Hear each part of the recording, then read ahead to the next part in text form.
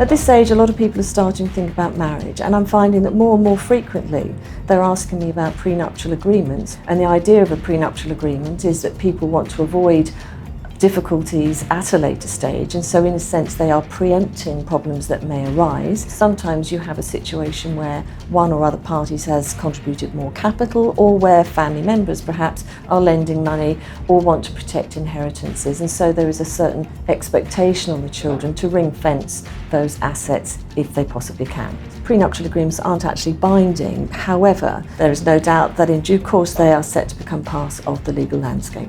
You're better to have one than not to have one because they are influential. There are certain rules to make it a good agreement rather than a poor agreement, such as don't go signing it if there's less than 6 weeks to the marriage. You don't want to be sorting out a prenup when you're arranging a wedding. It's just awful. Do the prenup a year before. You can have it as a cohabitation agreement stroke prenup. Does the same job. Assuming that you've got a will, if you do enter into a marriage or a civil partnership, that will automatically revoke and cancel the will that you've already got in place. And again, making sure that who's going to be the guardian and look after the children if somebody should die, then that can also be tailored into the will. So it's a very important time to review them. So in your 30s, quite often friends decide to buy a property together, and quite often they will hold out tenants in common. So they both hold a respective share in the property dependent on how much they put into that property. And it's important to remember that their share won't automatically go over to the friend that they bought the property with.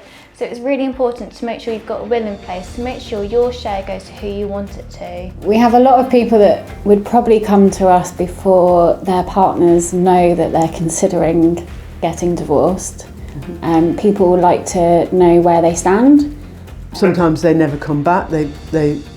Just the conversation helps them go back and work it out. So if they come back, the conversation then is all about how are you going to handle this? Unfortunately, at this stage, the children do tend to still be very young. So of course, the parents' priority is quite often the care of the children and how they're going to meet their needs, be it housing or income. Often parties' relationships break down to a point where they no longer wish to communicate with each other. So this is where we would step in and be that mode of communication for the parties.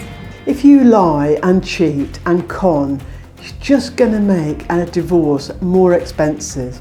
And who benefits? The lawyers. In the 30s, a lot of people have a property they want to sell in order to buy their next one.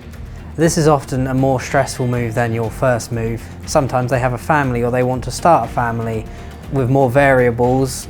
Inevitably there's less that you can control. As the market's showing, the lack of stock means that the already pressurised situation is made more pressurised because people don't want a lawyer that's going to drag their heels, because then they risk losing their property, because sellers know if this person's dragging their heels, they can put it back on the market and within 24 hours they'll probably have a new prospective buyer who maybe has a proactive lawyer on their side willing to get things going a bit quicker.